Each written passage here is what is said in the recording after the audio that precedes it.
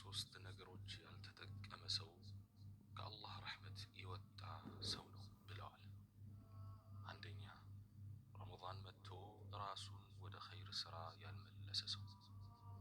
ሁለተኛ፣ የኔ ስም ሲነሳ ሶላዋት የማያወርድ ሰው። ሶስተኛ፣ እናትና አባቱ በሕይወት እያሉ ያልተጠቀመባቸው ሰው ናቸው ብለዋል። ስለዚህ ይህ ታላቅ እንግዳ ብዙ ኸይሮችን ይዞልን እየመጣ ነው። እኛስ በዚህ በተባረከ ወር አጅር ለመሰብሰብ ምን ያክል ዝግጁ ነን? በዚህ ታላቅ እንግዳ መምጣት ምክንያት አንደኛ፣ ሸይጣን ይታሰራል። ሁለተኛ፣ የጀሃነም በሮች ይዘጋጋሉ። ሶስተኛ፣ የጀነት በሮች ይከፋፈታሉ ይሉናል ዓለይሂ ሰላቱ ወሰላም። በዚህ በረመዳን ወር በመጀመሪያዎቹ 10 ቀናት አላህ ሱብሓነሁ ወተዓላ ለባሮቹ ረሕመት የሚያወርድበት ነው። በመካከለኛዎቹ 10 ቀናት አላህ ሱብሓነሁ ወተዓላ ባሮቹን የሚምርበት ነው። በመጨረሻዎቹ 10 ቀናት ደግሞ አላህ ሱብሓነሁ ወተዓላ ባሮቹን ከጀሃነም እሳት ነፃ የሚያወጣበት ነው ይሉናል ነቢዩና ሙሐመድ ዓለይሂ ሰላቱ ወሰላም። ያ አላህ፣ እውነትም በዚህ ወር ያልተጠቀመ ከአላህ እዝነት የወጣ ነው። አላህ ይጠብቀንና። እናም እህት ወንድሞች፣ የ11 ወር ወንጀል ተጠራርጎ ገደል በሚገባበት በዚህ ታላቅ ወር ሁላችንም ለዒባዳ መነሳሳት፣ ለኸይር ሥራ መሽቀዳደም ይኖርብናል። በዚህ ወር ከአላህ ጋር ያለንን ግንኙነት ካላስተካከልን መቼም አናስተካክልም። ምድር ላይ የተገኘነው መልካም ሥራ እንድንሠራ ነው። ከመልካም ሥራዎች ሁሉ ቀዳሚው አላህን ማምለክ ነው። ሌሎች ይከተላሉ። መልካም ሥራ ማለት መልካም ስነ ምግባር ነው። መልካም ሥራ ማለት ተፈጥሯዊ ምሪት ነው። መልካም ሥራ የጥንት የጠዋት እሴት ነው። መልካም ሥራ ለፊት ጸዳል፣ ለልብ ብርሃን ነው። ቀልብን ያበራል፣ ነፍስን ያረካል፣ ውስጥን ያፈካል፣ ለሰውነት ጭምር ጥንካሬ ይሰጣል።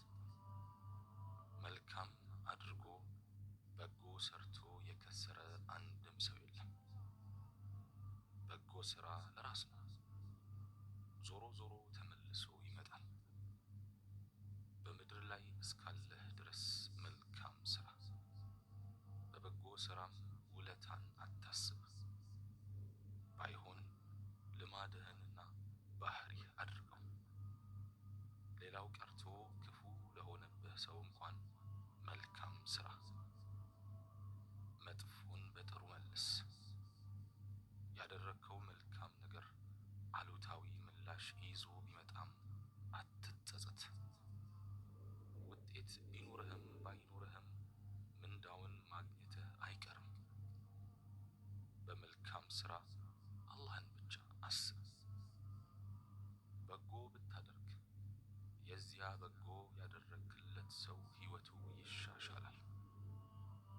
መጥፎ የሠራብህን በጥሩ ብትመልስለት አስተሳሰቡ ይለወጣል፣ አመለካከቱ ይቀየራል። መልካም በመሥራት ትርፍ እንጂ ኪሳራ የለብህም። ቀንህ ያምራል፣ ውስጥህ ይረካል፣ ልቦናህ ይሰክናል፣ ሁለምናህ ይደሰታል።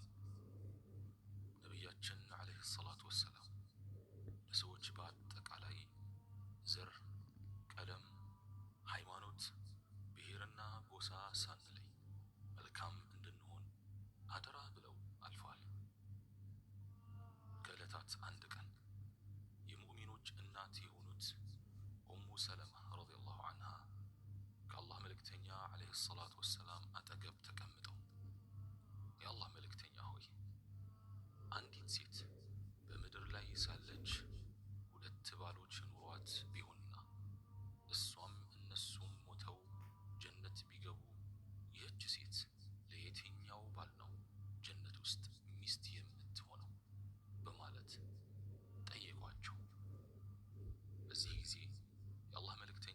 ሰላቱ ወሰላም በብዛት ጾም ለሚጾመው ወይም በበጣው ነው የምትሆነው በማለት መልስ አልሰጧት። ወይም ሰፊ እውቀት ይልቁ ነው እርሷ ዘንድ ይበልጥ መልካም ስነ ምግባር ወይም ጠባይ ለነበረው ነው በማለት የስነ ምግባርን ታላቅነት ነግረዋታል። ይህች ሴት ለዚያ ሲመለከታት ፈገግታ ለማይለየው የምታደርስበትን መከራ በትዕግስት የሚያሳልፍ ብዙ ጊዜ ለማይቆጣባት ስትናገር ስርዓት ለሚይዘው ሰው ነው የምትሆነው ሲሏቸው ኡሙ ሰለማ ረዲየላሁ ዐንሃ በጣም ተገርመው ተመለከቷቸው። የአላህ መልእክተኛ ዓለይሂ ሰላቱ ወሰላም እንዲህ አሉ፣ ኡሙ ሰለማ ሆይ ስነ ምግባር እኮ የምድራዊውን ሕይወትና የአኺራውን ሕይወት መልካም ነገሮች ይዞ ሄዷል አሏቸው። አዎ መልካም ስነ ምግባር በዱንያ ላይ ይዞ የሄደው መልካም ነገር ነው። በሰዎች ልቦና ውስጥ ውዴታን ማግኘትን ሲሆን በአኺራ ደግሞ ጥቂት ሥራ ሰርቶ ትልቅ ምንዳን ከአላህ ሱብሓነሁ ወተዓላ ዘንድ መፈለግን ነው። የአላህ መልእክተኛ ዓለይሂ ሰላቱ ወሰላም እንደዚህ ብለዋል፣ ከመልካም ስነ ምግባር የበለጠ ሚዛን የሚደፋ ከባድ ነገር የለም። በሌላ ዘገባ የአላህ መልእክተኛ ዓለይሂ ሰላቱ ወሰላም ስለ መጥፎና መልካም ነገሮች ተጠይቀው እንዲህ ብለዋል፣ መልካም ተግባር ማለት መልካም ስነ ምግባር ነው። ሙስሊም ዘግበውታል።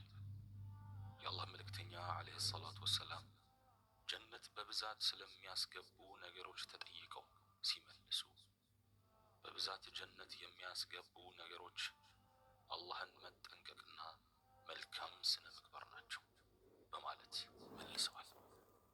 ትርሚዚ ዘግበውታል። ይህ የሚያመለክተን መልካም ስነ ምግባርን መላበስ ጀነት ከሚያስገቡ ተግባራት መካከል ግንባር ቀደም ስፍራን እንደሚቀዳጅ ነው። የአላህ መልእክተኛ ዓለይሂ ሰላቱ ወሰላም ከሁሉም ሰዎች ጋር መልካም ግንኙነት ነበራቸው። ሁሉንም እንደየሁኔታቸውና ደረጃቸው በመልካም ሁኔታ ያስተናግዱ እንደነበር ታሪካቸው ያስረዳል። ከዚህ አልፎም ማንኛውም ሰው በእሳቸው ዘንድ ተወዳጅ እንደሆነ ይናገሩ ነበር። በነቢያችን ዓለይሂ ሰላቱ ወሰላም ዘንድ የመወደድን ጸጋ ማግኘት ምን ያህል ወደር የማይገኝለት ታላቅ ክብር እንደሆነ ለማንም ግልጽ ነው። እኛም ይህን ነቢያዊ ፈለግ ወይም ሱና ተከትለን ሰዎችን እንደምንወዳቸው በግልጽ ብንነግራቸው ምን አይነት ስሜት ሊሰጣቸው እንደሚችልና እኛም በእነርሱ ዘንድ ልናገኝ የምንችለውን ታላቅ ስፍራ ላፍታ እናስብ። አንድ ክስተት ልጥቀስ። የአላህ መልእክተኛ ዓለይሂ ሰላቱ ወሰላም ከሰሓባቸው ከዓምር ኢብኑል ዓስ ረዲየላሁ ዐንሁ ጋር የነበራቸው መልካም ግንኙነት ይህ ነው ተብሎ የሚገለጽ አልነበረም። የአላህ መልእክተኛ ዓለይሂ ሰላቱ ወሰላም ሲጠሩት እንኳ ውብ በሆነ ቁልምጫ ነበር። እሳቸው በተቀመጡበት ስፍራ ዓምር ኢብኑል ዓስ ረዲየላሁ ዐንሁ ከመጣ ቦታ ያስፋፉ ነበር። ዓምር ረዲየላሁ ዐንሁ ከተናገሩ የአላህ መልእክተኛ ዓለይሂ ሰላቱ ወሰላም ዝም ይሉ ነበር። ዓምር ረዲየላሁ ዐንሁ ከእሳቸው ጋር ሲነጋገሩ እንኳ የአላህ መልእክተኛ ዓለይሂ ሰላቱ ወሰላም ጀርባቸውን ከመስጠት ይልቅ ነቢያዊ ውብ ፈገግታ በተላበሰ ፊታቸውን ወደ እርሱ በማዞር ያዳምጡ ነበር። በዚህም የተነሳ ዘወትር በተከበሩት የአላህ መልእክተኛ ዓለይሂ ሰላቱ ወሰላም ዘንድ እጅግ እንደሚወደድ አድርጎ ያስብ ስለነበር ከዕለታት አንድ ቀን የአላህ